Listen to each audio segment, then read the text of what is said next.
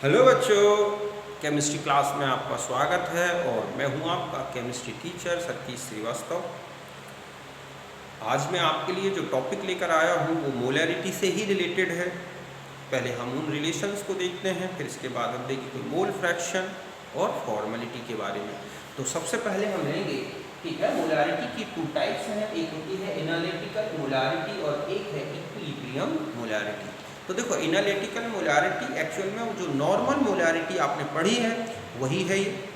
मतलब है कि total number of moles of solute which dissolve in 1 litre of solution.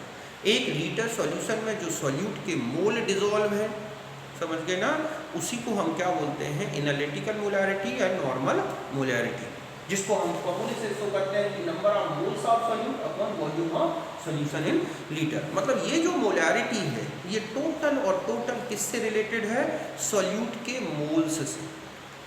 उसका सॉल्यूशन में क्या एग्जिस्टेंस है, मतलब वो मॉलिक्यूलर स्टेट में है, डिसोसिएटेड हो रहा है, एसोसिएटेड हो रहा है, इसका इससे कोई लेना देना नहीं है। मतलब ये केवल और केवल सॉल्यूट के मोल से रिलेटेड है जो 1 लीटर सॉल्यूशन में डिसॉल्व है।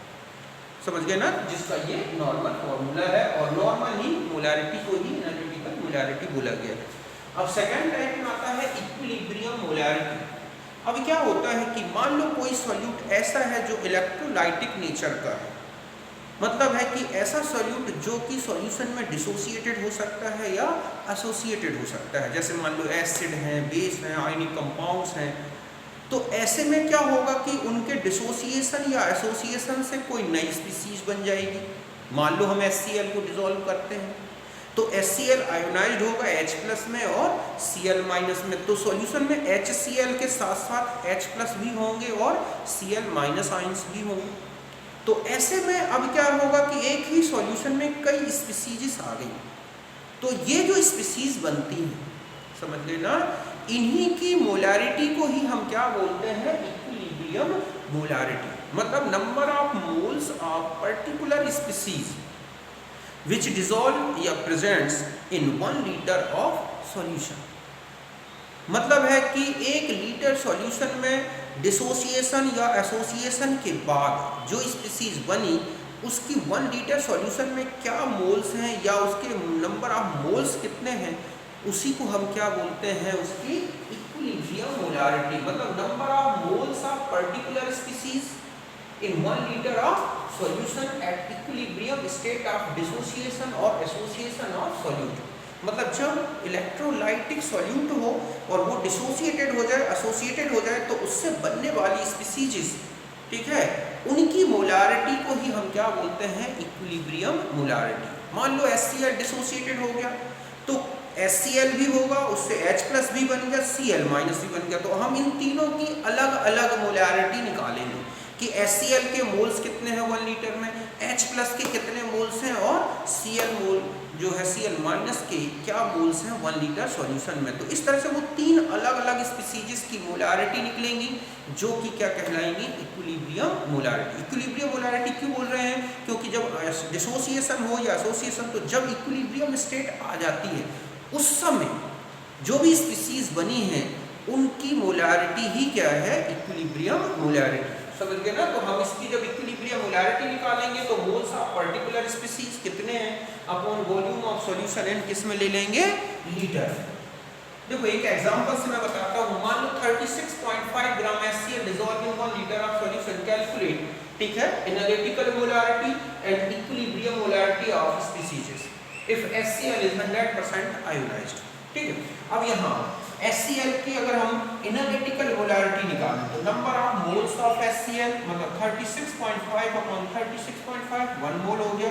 1 लीटर क्या है सॉल्यूशन, तो ये आ गई 1 मोल पर लीटर। ये केवल पर्टिकुलर सॉल्यूट को बता रही है कि 1 लीटर सॉल्यूशन में 1 मोल HCl डिसॉल्व है। इसका आयोनाइजेशन क्या है, डिसोसिएशन क्या है, इससे कोई लेना देना नहीं है। ये केवल सॉल्यूट के मोल्स को बताती है जो 1 लीटर में डिसॉल्व है। अब हम आते हैं यहाँ पर HCl का आयोनाइजेशन होता है तो बनता है H+ और क्या, Cl-। इनिशियली ये जो है 1 मोल था तो ये 0 थे, फिर ये इक्विलिब्रियम स्टेट आ गई, ठीक है। इक्विलिब्रियम का मतलब है कि ये आयोनाइज हुआ और क्या बन गया H+ और Cl। चूंकि इसमें लिखा है कि ये 100% आयोनाइज है, इसका मतलब है कि टोटल जितना HCl था वो कंप्लीट ब्रेक होके क्या बन गया H+ और Cl-। तो इक्विलिब्रियम स्टेट में इसके तो मोल्स क्या हो गए 0। अब केवल किसके मोल्स बचे H+ और Cl। तो ऐसे में अब हम अगर देखें कि इनकी क्या मोलारिटी बची, तो अगर हम देखें कि इसका 1 मोल था तो HCl का भी कितना होगा 1 मोल, H+ का भी कितना होगा 1 मोल, ठीक है। इसी प्रकार इसका भी कितना होगा 1 मोल, और वॉल्यूम तो ऑलरेडी 1 लीटर है। तो इस तरह से HCl की अगर हम देखें इक्विलिब्रियम मोलारिटी तो वो तो हो गई 0 मोल। क्यों? क्योंकि कुछ बचा ही नहीं, 0 मोल। और ये किसको हम लिखेंगे पर लीटर में। अब हम आ जाते हैं कि H की कितनी होगी, तो H की जो इक्विलिब्रियम मोलारिटी होगी, क्योंकि इसका 1 मोल बन गया 1 लीटर में, तो ये हो गई 1 मोल, ठीक है, पर लीटर। और Cl की क्या हो गई 1 मोल पर लीटर इक्विलिब्रियम मोलारिटी। तो इस तरह से आपने देखा कि जब HCl आयोनाइज्ड हो गया तो उस समय जो पर्टिकुलर स्पीसीज हैं सॉल्यूशन में, उन स्पीसीज की ही मोलारिटी को हम क्या बोलते हैं इक्विलिब्रियम मोलारिटी। अब मान लो ये 100% से कम आयोनाइज्ड हो तो क्या होगी इक्विलिब्रियम मोलारिटी, तो वो भी हम एक क्वेश्चन से देख लेते हैं। तो आप समझ गए होंगे कि क्या है इक्विलिब्रियम मोलारिटी और क्या है एनालिटिकल मोलारिटी। तो आप इसे नोट करें।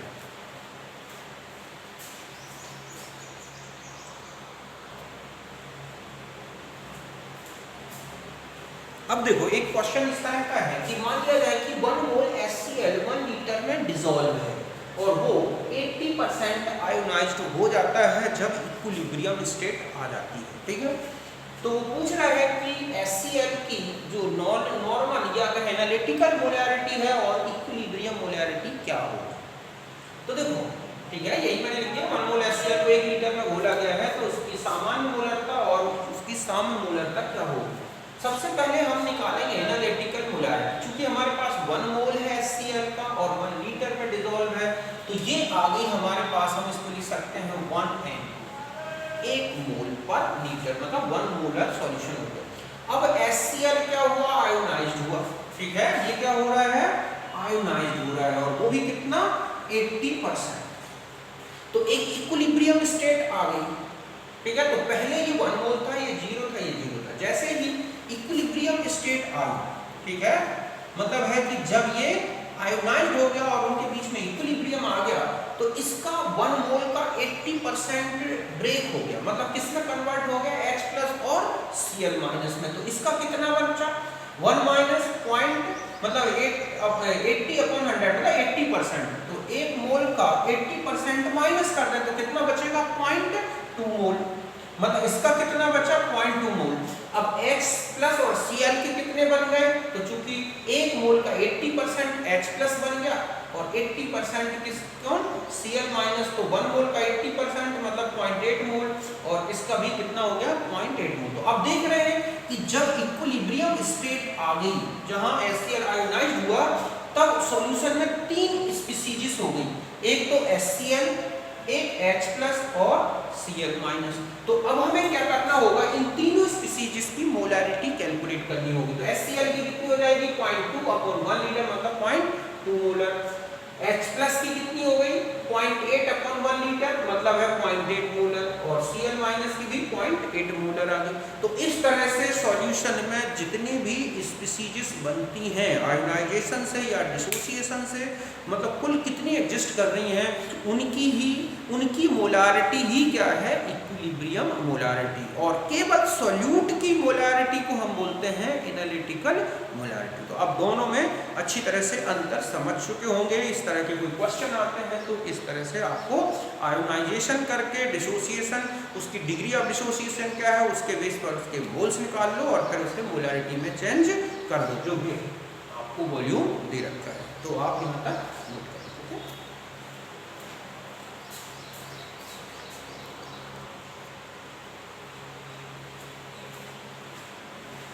अब हम आ जाते हैं फॉर्मेलिटी के बारे में। देखो फॉर्मेलिटी क्या है, फॉर्मलता ये तब यूज होती है, एक्चुअली में ये मोलारिटी ही है, लेकिन तब यूज होती है जब इलेक्ट्रोलाइट डिसोसिएटेड हो या एसोसिएटेड हो जाता है, मतलब अपनी नॉर्मल मॉलिक्यूलर स्टेट में नहीं रहता, तब हम इस ठीक है, यूनिट का यूज करते हैं, ये है number of gram formula units which dissolve in 1 litre of solution.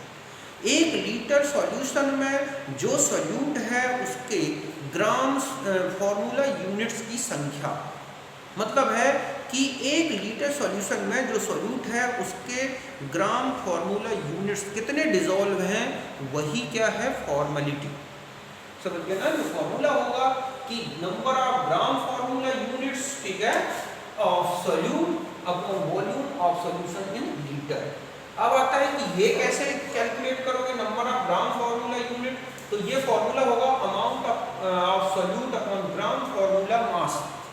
अब देखो, अगर डिसोसिएशन बताया गया हो सॉल्यूट का, तो ग्राम फॉर्मूला मास कैसे कैलकुलेट करोगे आप, उसका जो भी मॉलिक्यूलर फॉर्मूला है, उसका जो मास है, उसमें उसके उस फॉर्मूले में कितने आयंस बन सकते हैं, अर्थात number of ions of solute, उससे डिवाइड करना है। जैसे NaCl है, तो NaCl का मॉलिक्यूलर मास है 58.5 और उसमें कितने आयंस होते हैं, 2, तो हो जाएगा यहाँ कि 58.5 अपॉन 2, Na प्लस और Cl माइनस 2 आयन होते हैं।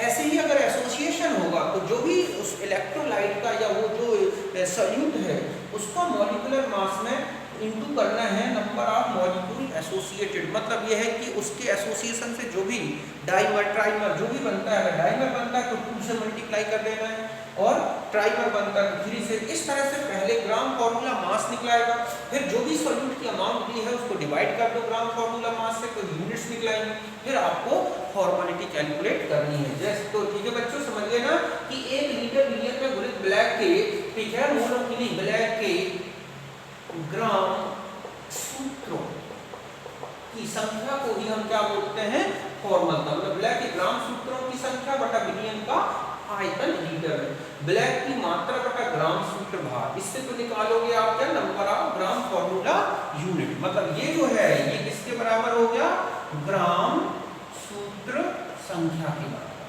ठीक है। फिर आता है कि आपको यहाँ ग्राम सूत्र भार का यूज करना होगा, क्योंकि ये तो क्वेश्चन में डायरेक्ट दे दिया जाएगा।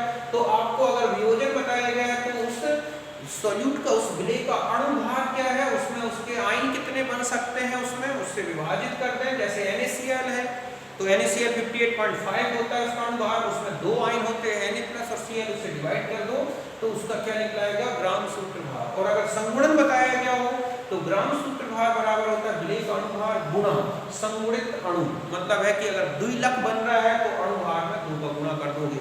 इस तरह से पहले आप ग्राम सूत्र निकालोगे, ग्राम सूत्र भार, फिर इसे निकालोगे ग्राम सूत्रों की संख्या, फिर जाके ये क्वेश्चन सॉल्व होगा। तो इस तरह से जब इलेक्ट्रोलाइट अपनी नॉर्मल स्टेट में नहीं रहता, मतलब सॉरी जो सॉल्यूट है वो अपनी नॉर्मल स्टेट में नहीं होता, किसी प्रकार का डिसोसिएशन या एसोसिएशन शो करता है, तो वहां पर हम उसकी मोलारिटी ना लेकर हम क्या लेंगे, फॉर्मेलिटी, और उसको कैलकुलेट इस तरह के रिलेशन से करते हैं। तो आप इसलिए से नोट कर लें।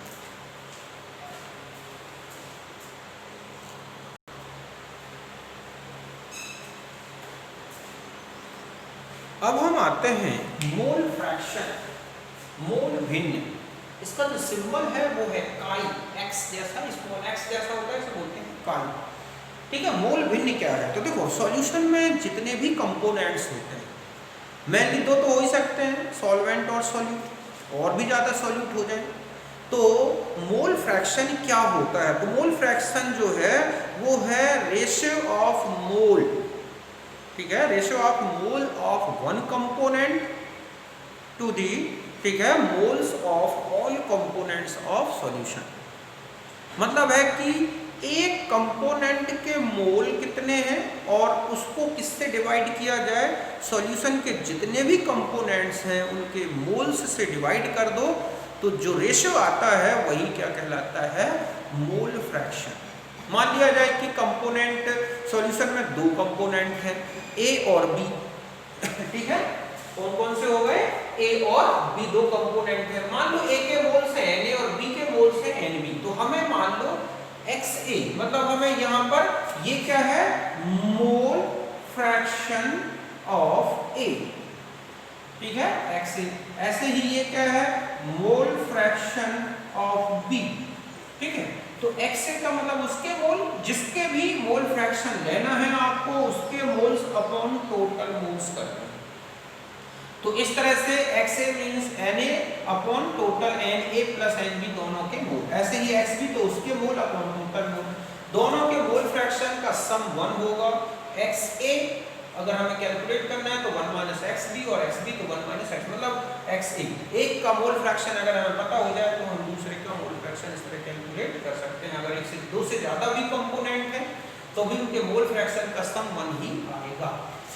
समझ गए ना बच्चों कि बिलियन में एक घटक के मोल और बिलियन के समस्त घटकों के मोलों की संख्या का अनुपात ही क्या कहलाता है, उसमें घटक का मोल प्रभाज या मोल भिन्न। मान लिया जाए बिलियन में दो घटक A और B हैं, A के मोल है Na, B के मोल है Nb, तो A का अगर आप मोल भिन्न निकालोगे तो A के मोल बटा कुल मोल, B के निकालोगे तो B के मोल बटा कुल मोल भिन्नों का योग 1 होता है।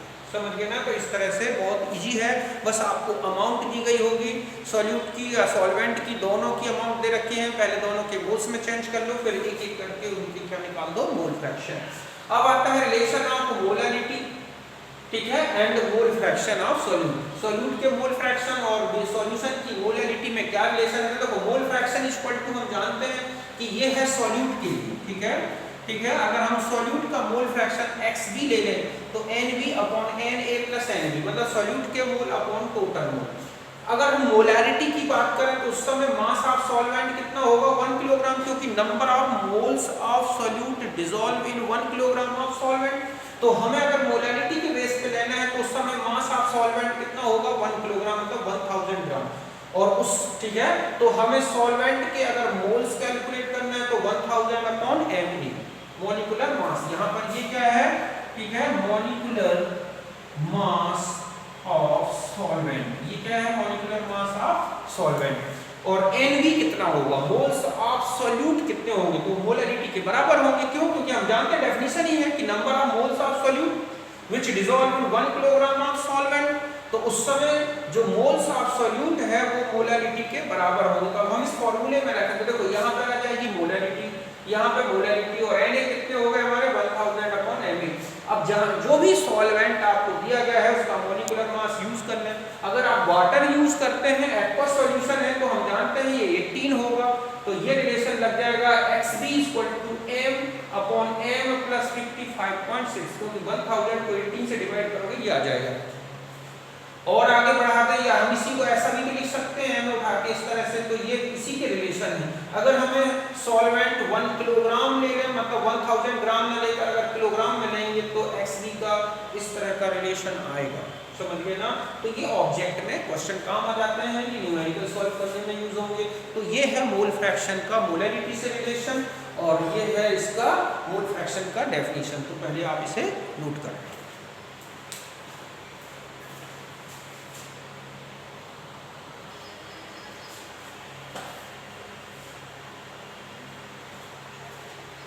अब हम एक रिलेशन में और आ जाते हैं, वो है relation of molarity and mole fraction, ठीक है, mole fraction of solute XB।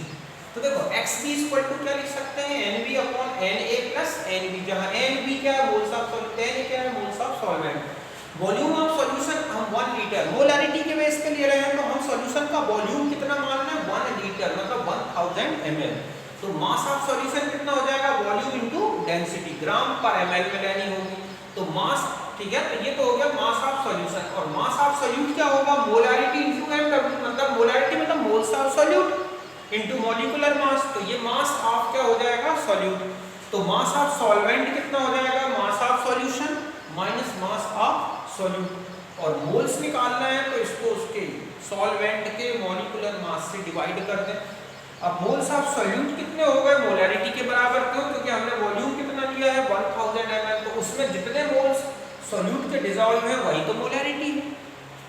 तो हम इस फॉर्मूले में रखें molarity moles of solute XB upon moles of solute XB, sorry NB moles of solute NB upon moles of solute NB plus ये है मोल्स ऑफ सॉल्वेंट, ठीक है, जो कि यहाँ पर आपने, तो इसी को और आगे सॉल्व करते जाओगे तो आपका ये रिलेशन निकलेगा XB। यहाँ पर डेंसिटी ग्राम पर ml में है, अगर आप डेंसिटी ग्राम पर लीटर में ले लेंगे तो 1000 हट जाएगा और ये D आ जाएगा। तो ये ऑब्जेक्ट के काउंट के क्वेश्चन हैं। तो इस तरह से ये है मोलैरिटी और मोल फ्रैक्शन का रिलेशन, इसी प्रकार एक मोल फ्रैक्शन मोलैलिटी का देखा। मोलैलिटी और मोलैरिटी का रिलेशन हमने पहले ले लिया है, नॉर्मलिटी और मोलैरिटी के रिलेशन ले लिए हैं। तो इस तरह से हमने ये कंसंट्रेशन की जितनी भी यूनिट्स हैं उनके सारे रिलेशंस ले लिए। अब हम नेक्स्ट वीडियो में इन यूनिट्स से रिलेटेड न्यूमेरिकल्स ले रहे हैं, ठीक है। तो हम मिलते हैं नेक्स्ट वीडियो में, बाय, थैंक यू।